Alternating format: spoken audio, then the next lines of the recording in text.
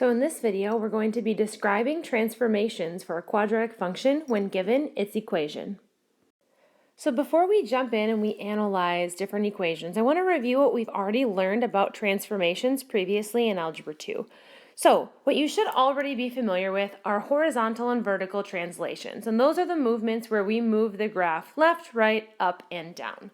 And you should already know at this point that if you add a value to the inside of the parentheses with x, which we can see here. If we add a value inside of those parentheses, it's going to move the graph left or right.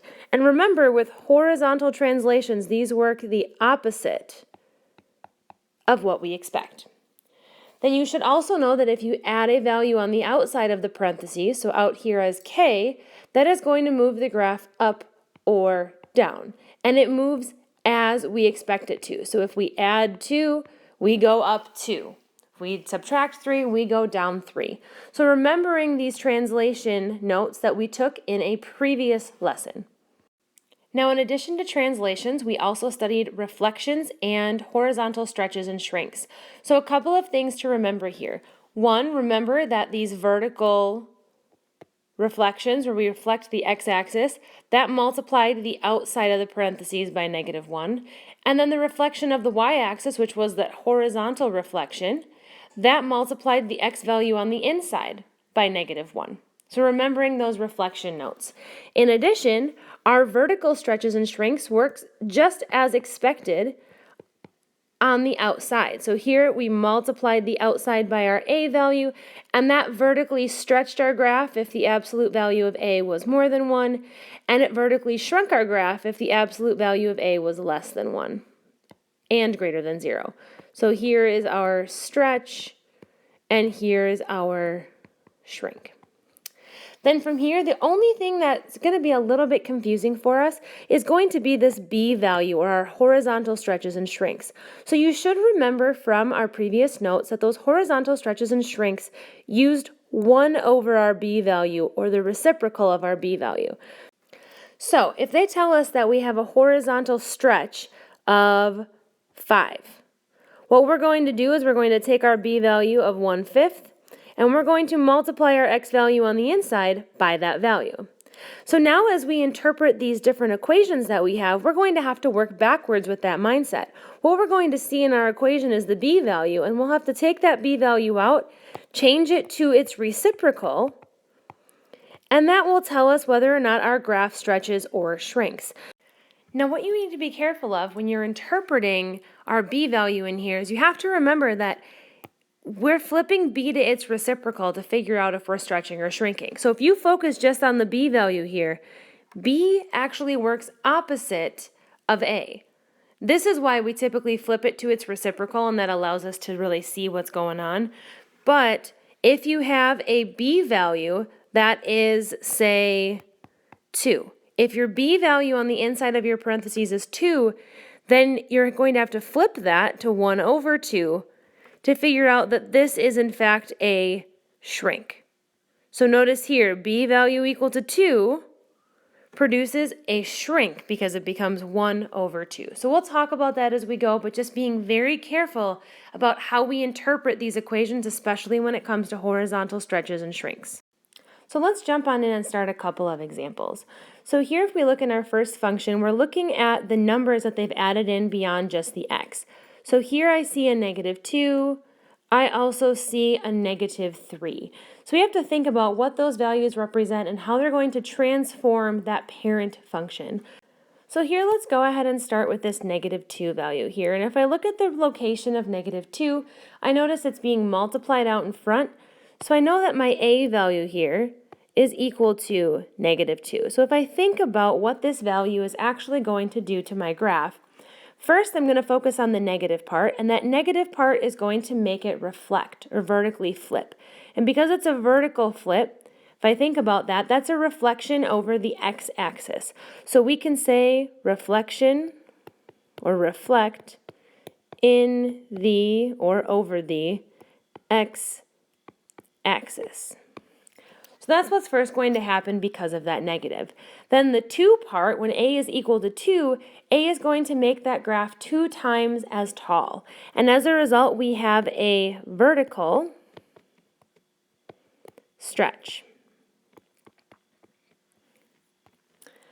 Now from here, if we take a look at the -3, that -3 is associated with h.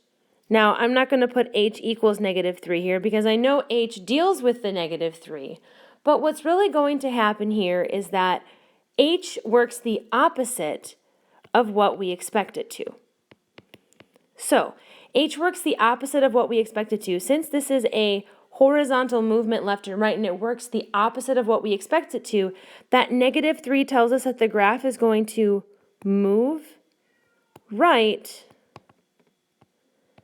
3 units. So it's going to move in the positive direction. So if you're using the notes from the book, h here is really equal to a +3 because that positive movement moves it to the right. So we have 3 different transformations taking place here. We have a reflection in the x-axis from the negative out in front, a vertical stretch by a factor of 2 from the 2, and we move right 3 units as a result of this -3 in here. So now if we move on to question number 2 and we take a look, we notice that we have a 4 being multiplied, but this time it's on the inside, and we have a 5 being added to the outside. So we have some different transformations going on here. If I start with the 4, I know that my b value is equal to 4 to start. But I also have to keep in mind that my b value isn't necessarily my horizontal stretch or shrink factor. Instead, I have to think, okay, well, if my b value is equal to 4, that means that my horizontal stretch or shrink factor is the reciprocal of that, which is 1/4. So because b is equal to 4 and I flip it to its reciprocal, here I can see that I have a horizontal shrink by a factor of 1/4. So that's what that 4 does, is it horizontally shrinks the graph by a factor of 1/4. Then from here, if I take a look at this +5 on the outside, that +5 represents my k value. And as a result of that k value, I know that this is an up and down movement. So I know as a result that my graph is going to move up, because it works as expected, 5 units. So in this problem, I also have a couple different transformations going on. I can see that I have a horizontal shrink as well as a movement up 5. So let's take a look at 2 more examples here. So here in example 3, I notice that I have 0.3, a +2, and a -4. So I have to think through what those values represent and what they're doing to that parent graph to transform it. So if I start with 0.3, I know that my a value is equal to 0.3 because that a value is multiplied out in front. Now, this isn't negative, so it's not going to flip or anything, but I do have to pay close attention to the fact that this has an a value of 0.3. And 0.3 is less than 1, but more than 0. So here what's going to happen is I'm going to have a vertical shrink because it's going to make the graph 0.3 times as tall, so it's going to take it down a little bit. It's a vertical shrink by a factor of 0.3. Then if I move on to this +2 here, I know that the +2 relates to my h value.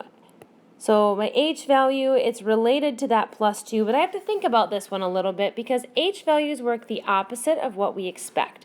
So here I'm really going to be moving to the left. So I'm going to move the opposite of what I expect, move left 2 units. So my h value here is really a -2 because it's the opposite of what I expect, and it's moving to the left 2 units. Then that last value here deals with my k value because it's being added on to the end. So I have a k value that's equal to -4, and those values that are being added on the outside move the graph up and down. So this k value of -4 is going to move the graph down 4 units. So you can see our 3 transformations there from our 3 values. Now, in example 4, we notice that there's only one thing and one number here on the inside, but with that negative, there are actually 2 different things taking place. So here, I'm going to start by focusing in on this negative here. Because we have a negative on the inside, what that's telling us is that we have what's called a reflection, but it's a horizontal reflection. So remember, anything on the inside of these parentheses is going to be a horizontal change of some sort. So that negative on the outside tells us that we're going to have a horizontal reflection. And if we think about that, how we have a horizontal reflection is we reflect over, or in math we say reflect in the y-axis. So we're going to reflect over that y-axis in order to have that reflection that is a horizontal reflection. Then from here, I also note that I have a b value because it's being multiplied by x on the inside. My b value is equal to 2/5. But remember, our b value doesn't actually tell us what our horizontal stretch or shrink actually is. What we have to do is we have to transform it to its reciprocal. So we flip it over, and we find that we have 5/2, which, if you're multiplying that out in your head, is about 2.5. So what that's telling me is that this b value of 2/5 is going to horizontally stretch our graph by a factor of 2.5 because this 2.5 value is bigger than 1. So here we have two different transformations taking place. We have a reflection about the y-axis, and we have a horizontally stretched graph by a factor of 2.5.